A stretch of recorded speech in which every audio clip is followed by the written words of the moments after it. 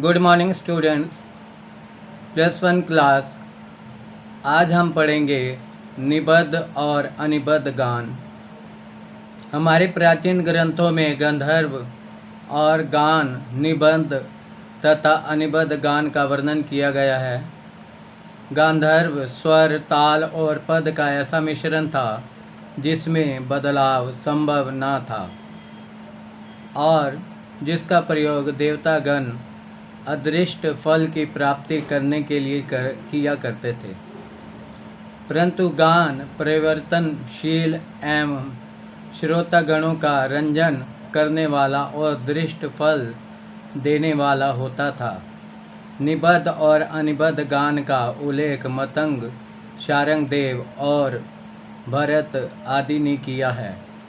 भरत मुनि ने नियत, स्वरूप, छंदोबद्ध तथा तालबद्ध संगीत के सार्थक प्रयोग को निबद्ध कहा है और अनियत, छंद रहित और निरर्थक प्रयोग को अनिबद्ध कहा है। मतंग मुनि के अनुसार संगीत के दो भेद हैं, मार्गी संगीत और देशी संगीत। मार्गी संगीत के दो भेद निबद्ध और अनिबद्ध गान होते हैं। निबद्ध गान जो गायन ताल में बद्ध हो, अर्थात ताल में बंधी हुई रचनाओं को निबद्ध गान कहते हैं। प्राचीन काल में निबद्ध गान के अंतर्गत वस्तु, प्रबंध, रूपक आदि गायनों के प्रकार प्रचलित थे। परंतु आधुनिक काल में निबद्ध गान के अंतर्गत दादरा, ख्याल, ठुमरी तथा ध्रुपद आदि आते हैं। इन सभी गायन के प्रकारों को तालबद्ध करके गाया बजाया जाता है, इसीलिए ये निबद्ध गान के अंतर्गत आते हैं। दूसरा है अनिबद्ध गान, जो गायन बिना ताल के गाया अथवा बजाया जाता है, वह अनिबद्ध गान कहलाता है। अर्थात ताल रहित रचनाएं अनिबद्ध गान के अंतर्गत आती हैं। प्राचीन काल में अनिबद्ध गान के रागालाप, रूपकालाप, अल्पित्व गान और काफ़ी प्रकार प्रचलन में थे।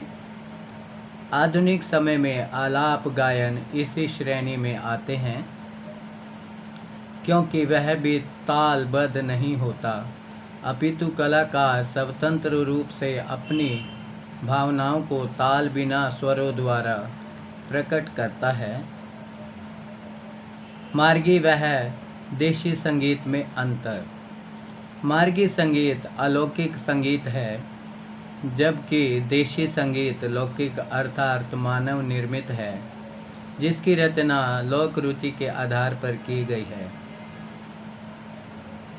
मार्गी संगीत अचल है, अर्थात उसमें परिवर्तन नहीं किया जा सकता, परंतु देशी संगीत परिवर्तनशील है। मार्गी संगीत शब्द प्रधान है, देशी संगीत स्वर प्रधान है। मार्गी संगीत कठोर नियमों से बद्ध है, देशी संगीत के नियम अधिक कठोर नहीं है। जन रुचि के अनुसार इसमें नियम बदलते रहते हैं। मार्गी संगीत का उद्देश्य मोक्ष प्राप्ति था, वह देशी संगीत का उद्देश्य लोक रंजन है। अब मार्गी संगीत जो है ये ऋषि मुनियों का संगीत है, जो कि इसे मोक्ष प्राप्ति के लिए किया करते हैं। इसका प्रयोग किया करते थे, किया करते हैं और करते रहेंगे। देशी संगीत मानव द्वारा निर्मित संगीत है, जिसमें बदलाव होता ही रहता है।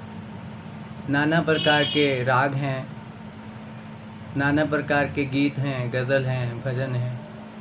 तो यह सभी जो देशी संगीत में आते हैं, लोगों को प्रसन्न करने के लिए, आनंदित होना इस संगीत का महत्व है, उद्देश्य है।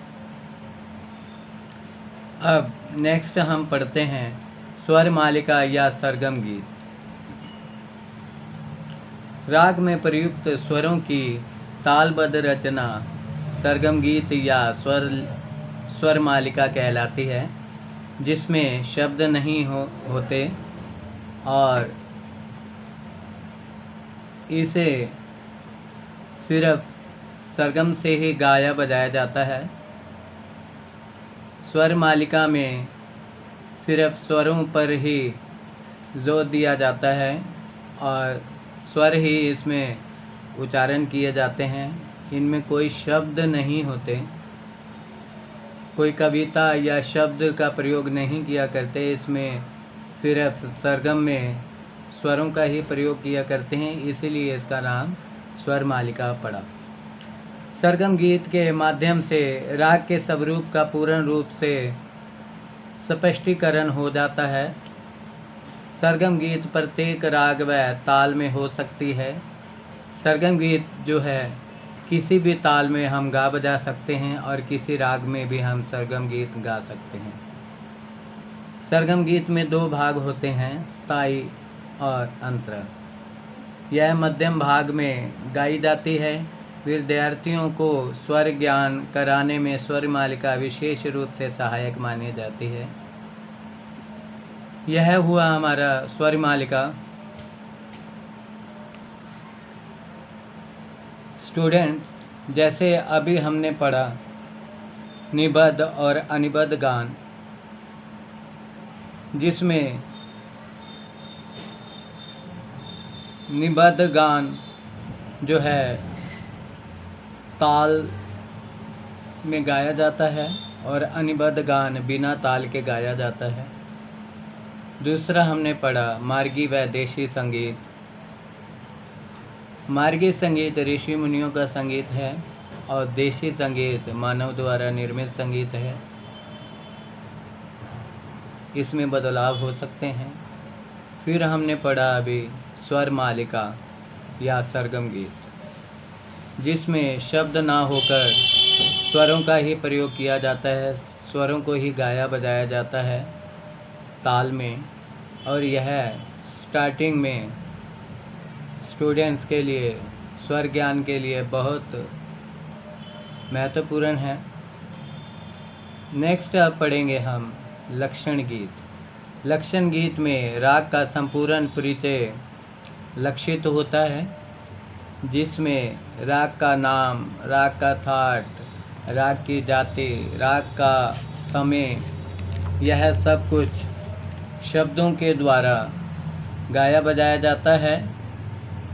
वादी, संवादी, अनुवादी, विवादी, यह सभी इसमें दोहा के रूप में शब्दों को प्रयोग किया जाता है और यह पूरे राग का लक्षण इसमें दर्शाया जाता है, जिसमें कि वादी, संवादी, अनुवादी, विवादी, जाति, समय, यह सब कुछ एक ही गीत द्वारा प्रस्तुत किया जाता है, बताया जाता है।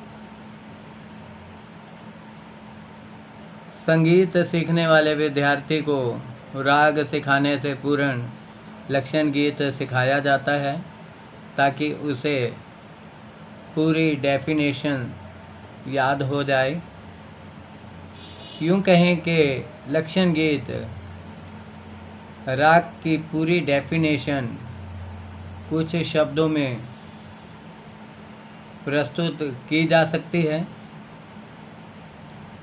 क्योंकि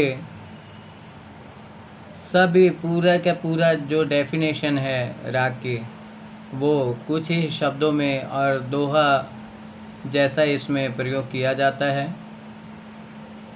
जिसमें सभी डेफिनेशंस आ जाती हैं।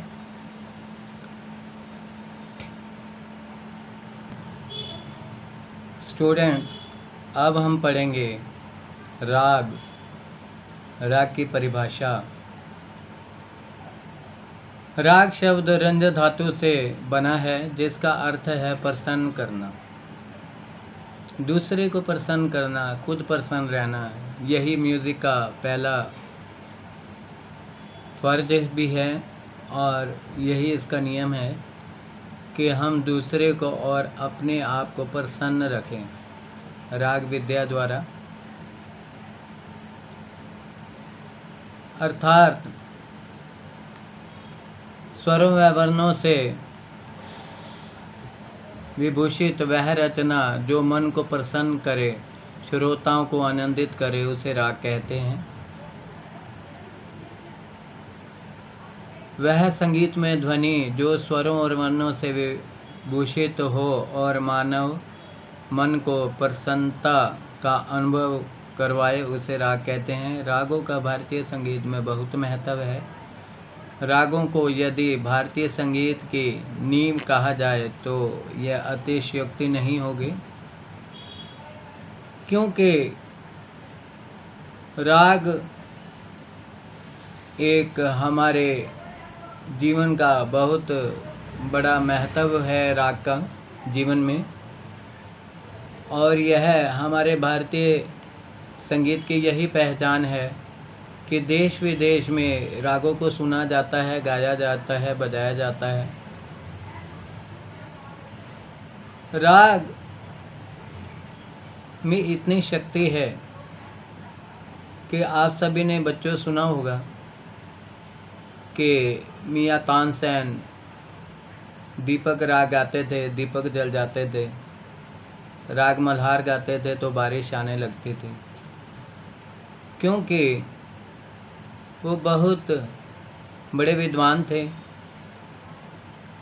उन्होंने रागों को जिया, पूरी की पूरी लाइफ उन्होंने संगीत को अर्पित कर दी। इस वजह से वो जो है बारिश करवा सकते थे या राग दीपक गाकर दीपक जलवा देते थे, अपने आप खुद से ही जलते थे दीपक। राग हमारे भारतीय संगीत की धरोहर है। और अब हम पढ़ते हैं रागों के नियम।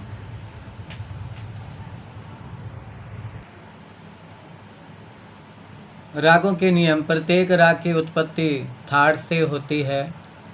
जैसे आपने पहले पढ़ा कि 10 हमारे भारतीय संगीत में थाट हैं, उन्हीं से रागों की उत्पत्ति होती है। प्रत्येक राग, अब हम राग के नियम पढ़ने जा रहे हैं, क्योंकि थाट से उत्पन्न होते हैं राग, तो इसीलिए प्रत्येक राग की उत्पत्ति थाट से होती है।